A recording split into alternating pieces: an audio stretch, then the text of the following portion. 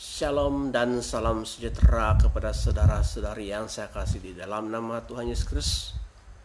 Pada hari ini kita teruskan lagi dalam renungan firman Tuhan yang terambil daripada kitab 1 Petrus 2 ayat 18 sampai 25. Namun pada hari ini kita akan membaca satu bagian ayat saja, yaitu dalam ayat 21, 1 Petrus 2 ayat 21, dan bunyi ayat firman Tuhan berkata seperti demikian. Sebab untuk itulah kamu dipanggil, karena Kristus pun telah menderita untuk kamu dan telah meninggalkan teladan bagimu supaya kamu mengikuti jejaknya. Itulah bunyi nats firman Tuhan.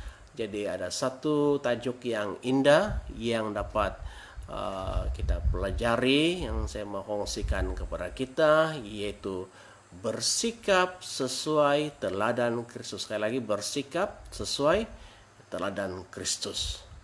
Saudara yang saya kasihi dalam nama Tuhan Yesus Kristus. Nah, umum mengetahui bahwa Yesus Kristus adalah merupakan teladan bagi kita setiap orang yang percaya di dunia ini.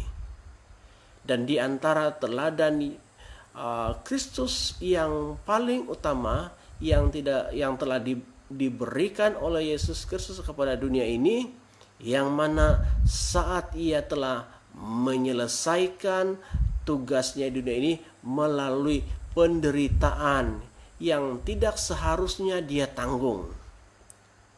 Nah, Yesus mengalami berbagai penderitaan karena menuruti kehendak Bapanya. Dia yang tidak bersalah, tetapi harus juga dihukum mati di atas kayu salib.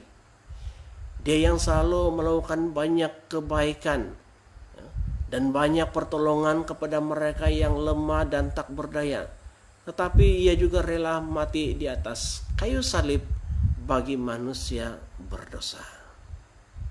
Namun yang paling hebatnya, saudara, yang kita lihat dalam firman Tuhan dalam Perjanjian Baru, Yesus tidak pernah mengancam balik atau membalas kejahatan kepada orang-orang yang menyakitinya. Karena itu, kalau kita lihat dalam surat Petrus ini, Petrus memakai sosok pribadinya Tuhan Yesus Kristus sebagai teladan bagi kita melalui konteks hamba terhadap Tuhannya. Nah, sebagai seorang hamba, ya. Nah, kita sebagai seorang hamba, sebagai orang Kristen, diminta untuk meneladani sikap Yesus Kristus. Nah, kalau ini berbicara tentang dunia, misalnya dalam dunia kerja, dan boleh saja kita sebagai seorang pekerja merasa marah dengan majikan kita, karena mungkin kita diberi suatu pekerjaan ataupun pekerjaan yang mungkin berat ataupun keras, dan itu di luar kemampuan kita. Dan bila hal itu terjadi, seorang hamba diminta untuk tetap tunduk kepada tuannya ataupun kepada bosnya. Jadi kata tunduk berarti seseorang itu tetap bekerja dengan baik, ia tetap mau bekerja untuk menyenangkan hati tuannya. Jadi ini sebagai contoh dalam kehidupan dunia kerja di antara hamba dan tuannya. Namun bagaimana pula di dalam halnya dalam pelayanan, ya? Nah, di dalam pelayanan, di dalam kehidupan kita di dalam pelayanan sebagai hamba-hambanya Yesus Kristus, kita harus dengan senang hati ataupun dengan rela hati mengerjakan pelayanan yang telah Tuhan percayakan kepada kita. Kadang-kadang pelayanan yang dipercayakan kepada kita bukan semuanya berjalan dengan lancar dan mudah seperti yang kita pikirkan. Sebab ada masanya pikiran kita menjadi buntu untuk mempersiapkan sesuatu. Kita perlu banyak bersabar. Kita juga harus ada ketenangan hati harus sepenuhnya berserah pada pimpinan Roh Kudus, dan banyak lagi yang kita hadapi di dalam kehidupan ini. Kita ada masanya mengalami kekurangan dan sebagainya.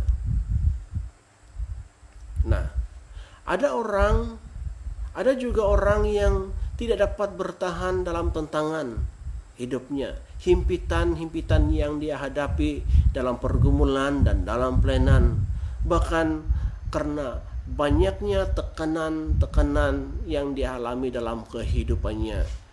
Tetapi Rasul Petrus, saudara, yang mana ia menasihatkan kita supaya menjadikan Kristus Yesus itu sebagai teladan yang baik. Yang mana kita tahu bahwa Yesus Kristus rela menyelesaikan pelayanannya walaupun tanggungannya itu amatlah berat.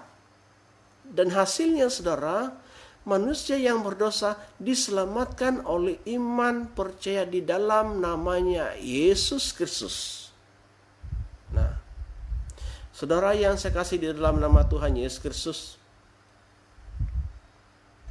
kita tahu bahwa di dalam dunia ini, di dalam dunia saat ini masih ada banyak jiwa yang tersesat dan terhilang. Jadi tugas kita sebagai hamba-hambanya adalah untuk mendapatkan dan merebut sebanyak jiwa, sebanyak mungkin jiwa-jiwa yang hidup dalam kegelapan, yang masih terhilang, yang belum menemukan kasih-Nya di dalam Yesus Kristus. Kita tahu bahwa dunia memang membenci akan pemberitaan kebenaran. Tetapi begini, selagi masih siang, selagi masih ada terang, selagi masih ada kesempatan, selagi itu masih ada harapan untuk keselamatan bagi mereka yang tersesat dan terhilang, yang membutuhkan Yesus Kristus. Hanya di pihak kita, saudara, sebagai hamba-hamba Tuhan, hamba-hambanya Yesus Kristus, kita harus selesaikan tugas kita sehingga kita berhasil. Jadi, saudaraku yang saya kasih dalam nama Tuhan Yesus Kristus, kita harus bersikap sesuai teladan Yesus Kristus di dalam kehidupan kita. Jadi, inilah renungan singkat firman Tuhan pada hari ini. Maka itu, saudara, terima kasih karena kesetiaan kita mendengarkan firman Tuhan. Maka itu dimanapun Anda berada pada hari ini, saya berdoa supaya Anda bekerja dan berkaryalah sehingga sukses dan berhasil. Tetaplah kita selalu berjaga-jaga dan berdoa sambil terus mengucap syukur kepada Tuhan dengan apa yang kita terima. Tetaplah kita semangat dalam melayani Tuhan sampai Maranatha, sampai Tuhan panggil kita ke pangkuannya. Jadi Tuhan memberkati kita semua. Shalom dan puji Tuhan.